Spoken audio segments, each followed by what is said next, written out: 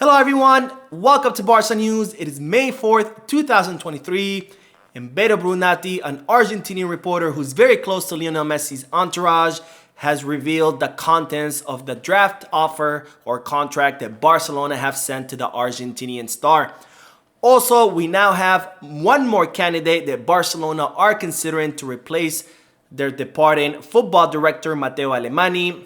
And finally, there's interest in Ferran Torres from the Premier League, including Aston Villa and Arsenal. We have a lot to discuss, so let's begin. Hello everyone, welcome to the channel. My name is Mo, and before we begin with the news, just a quick reminder to hit that like button and subscribe to the channel. It goes a long way in helping this small and humble channel continue to grow. Also, if you are looking for any Barcelona jersey or merchandise, make sure you hit the kit bag where they have the biggest selection of football merchandise from the biggest leagues all around the world. The link is down below in the description. Now, we'll begin with the news that despite the setback that Barcelona announced that Matteo Alemany will be leaving this upcoming summer, and as reported in yesterday's live stream that Jordi Cruyff could also follow him at the door come this summer, it seems that Barcelona are doing really well and they are very close to achieving their goal in regards to the feasibility plan. Now, as reported previously, Barcelona have submitted a feasibility plan to La Liga, which is, if it's approved, La Liga would give Barcelona more margin in the summer in order to sign players, including Lionel Messi. But of course, Barcelona would be committing to reducing their wage bill and implementing budget cuts all across the club in order to reduce their spending by 200 million euros. Now, it seems that Barcelona have been working hard on achieving that goal, and they have actually achieved 120 million euro in savings.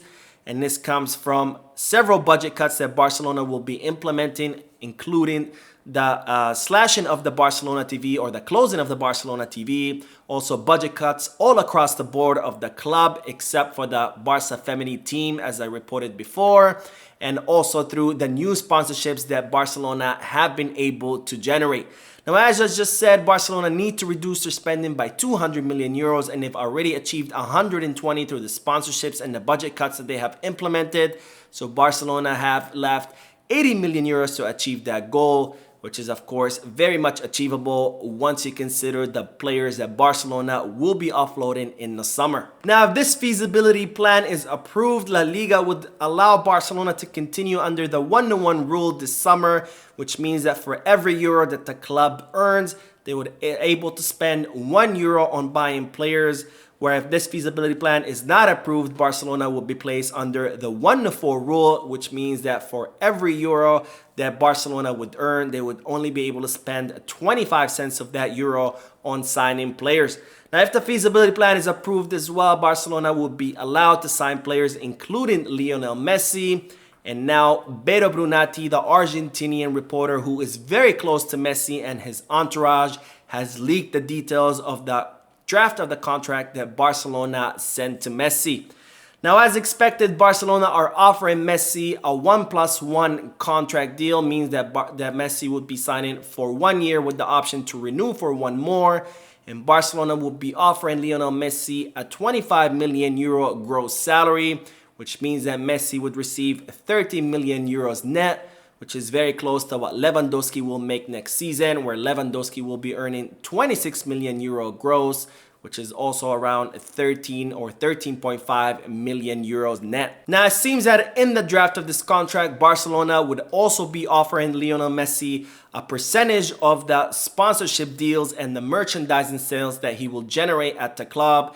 And there's also an offer of a percentage of the ticket sales from that tribute match that Barcelona are planning to throw Lionel Messi so he can have his proper goodbye. Now, it seems that with all these percentages and variables that Lionel Messi's salary could rise to 30 million euros gross, which means that he would receive around 50 million euros net. But when you think about how much money Lionel Messi will generate for the club, there's only a drop in the bucket, because it was reported that when Lionel Messi was a player in Barcelona, he was generating the club around 300 million euros in revenues between merchandise sale, ticket sales, and TV rights, and even sponsorships. Now, I know some of you have voiced their concerns in the comment section, in the chat section as well through my live stream, saying that why is Barcelona paying Lionel Messi all that money when Barcelona doesn't have money to spare? Well, the answer is in the numbers that I just gave you, that Lionel Messi is a money-making machine for whatever club he plays. So even if Barcelona pay him those 50 million euro net salary a year, economists are estimating that he would generate Barcelona a third of their revenue. So this is definitely an investment that's very much worth making. Now, Barcelona have once again reiterated today that the main priority is, if this feasibility plan is approved, to register the contracts of the players that they still have to register, such as Ronald Araujo, Gavi, Sergi Roberto, and Marcos Alonso. So even though there is a lot of talk about Barcelona signing Messi and other players such as Ilkay Gundogan, the number one priority is still to register the contracts of those players, and of course to finalize the contract renewal of Alejandro Balde, because Barcelona understand that those players like Araujo, Gavi, and Balde need to be registered because they are the future of this team. Now, speaking of Lionel Messi, it's reported that his father, Jorge Messi, will be traveling to Miami in order to meet with the MLS team, Inter Miami. Now, there were a lot of reports these past few months saying that Messi could be joining the MLS team, Inter Miami, and Inter Miami have made it very clear that they want to make the signing of Lionel Messi happen. And since Inter Miami have been insisting on a meeting, it seems that Jorge Messi has decided to oblige their request, and he will be flying to Miami in order to meet with the club's directors. Now, despite what you might hear in the media, this meeting is not to finalize the deal of Messi or to finalize his signing to the MLS team. This is simply Jorge Messi, Lionel Messi's father, and agent trying to find alternative solutions in case Lionel Messi cannot sign for Barcelona if that feasibility is not approved by La Liga. And even if it is and Messi does end up coming back to Barcelona, then Jorge Messi is also making sure that there's other options for Messi once his contract is up with Barcelona. That way Messi can go somewhere else like Miami so he can finalize the final years of his career. Now, there are reports now saying that Saudi League are willing to offer Lionel Messi 500 million euros per every season that he signs.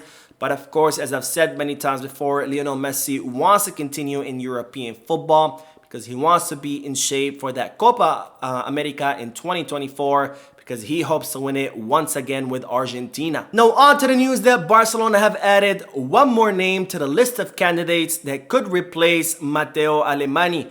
Now, as reported in yesterday's live stream, Barcelona had initially considered the former Real Betis football director Antonio Cordon, who resigned from Real Betis a few months ago. But it seems that this option has been ruled out by the club. So Barcelona are now considering the former Barcelona player Deco. Now, Deco was offered a position with the board of directors when Joan Laporta was first elected, but he refused this position because he wanted to continue to be a footballing agent.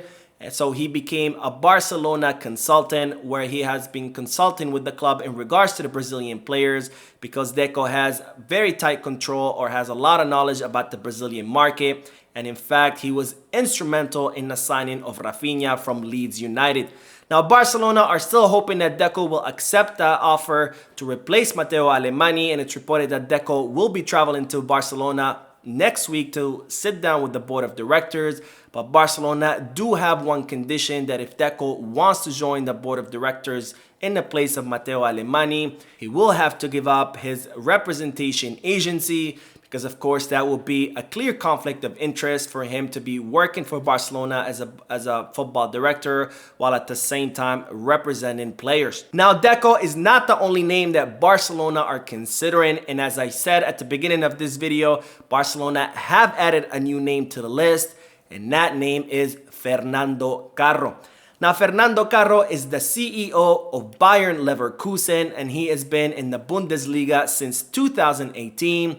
But nonetheless, he was born in the city of Barcelona, and he's also an FC Barcelona club member. Now, Fernando Carro is a number cruncher, and he said that he is very strict when it comes to the finances of the club. And in fact, he is considered one of the 3 most powerful or most important people in German football. Now, Fernando Carro is so strict with the finances of Bayer Leverkusen, and he's such a number cruncher that he was one of the voices to criticize Barcelona in the summer when it came to the activation of the economic levers. Now, Fernando Carro said, "In Germany, everyone has a great sense of responsibility. Nobody does crazy things. Nobody spends more than they have. In addition, there's not as strict budget control as in Spain. Barcelona buys itself bread for today, but will starve tomorrow. It's very risky. They put everything on the line. Barcelona is pulling economic leverage.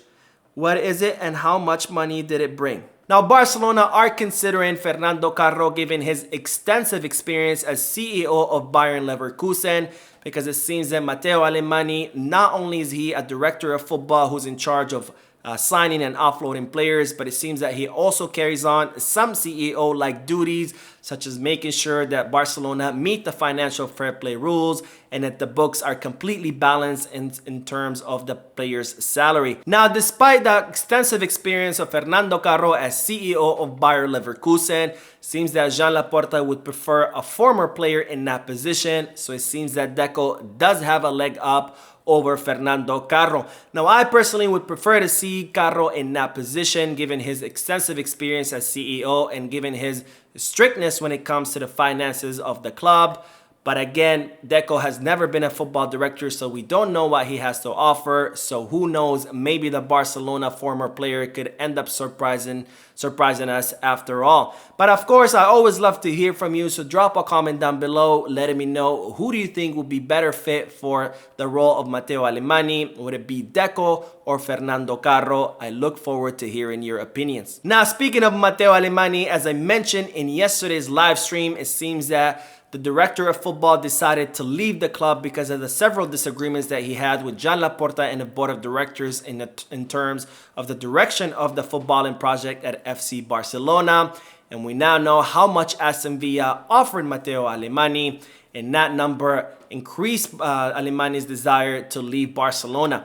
Now, Matteo Alemany currently earns around 1.4 million euros in salary from Barcelona, and it seems that Aston Villa have offered him 4 million euros, which is triple what he's currently offered. And given all the doubts that he was already having about the difference of opinion with the board of directors in regards to the direction of the footballing project, it seems that triple salary made him even rethink his position even more. And it looks like Alemany will be joining the Premier League club. Now, speaking of Aston Villa, it seems that they are now heavily interested in signing Ferran Torres. And there are rumors that this could be linked to Matteo Alemany's departure, because after all, Matteo Alemany is a big fan of Ferran Torres, and it seems that he was the one who made the decision to sign a player for Manchester City. So it seems that Matteo Alemany could end up trying to convince Ferran Torres to go with him to Aston Villa. And if that does happen, it would be a great favor for Barcelona, because Ferran Torres has not lived up to the expectation and has not performed at all in the past year and a half. So offloading him would, of course, be beneficial for Barcelona, not only sporting-wise, but also economic-wise, because again, Barcelona need to offload several players come this summer in order to meet that 200 million euro goal that the feasibility plan requires Barcelona to achieve. Now, Aston Villa are not the only team interested in Ferran Torres. As I've reported before, Arsenal are also interested in the Spanish player, so we are going to have to see what kind of offer Barcelona will receive for Fernando Torres. Now, we will end today's video with the sad news that the La Masia prodigy and the crown jewel of La Masia, Laminamal, who did spectacular in the very few minutes that he played against Real Betis, where he became the youngest player in the history of the club to debut with the team, will not be playing any more minutes with the first squad for the remainder of the season. Now, it seems that Lamine Yamal has been called up by the Spanish under-17 team in order to participate in a European competition. And that competition starts in May and runs through June. So it seems like Lamine Yamal will not be playing with the first squad any more minutes for the remainder of the season, because he will be playing in that European competition where, of course, as a Barcelona player, I wish him all of the luck in the world, and hopefully we can see him lift that trophy. Now, Lamine Yamal was seen training with the Barca Athletic team, and it seems that he could debut with them this upcoming weekend. And this could be part of that project that Barcelona are trying to work with Lamine Yamal in order to get him out of the Juvenil A or the under-19 youth team, because they consider that he's already way too advanced for that team, and they want to begin promoting him slowly to where he can eventually play with the first squad next season. So that is it for today. I hope you enjoyed the video. If you did, please give me a like. Also, I would like to invite all of you to please leave a comment down below, giving me all your thoughts and opinions about all the news that I share with you.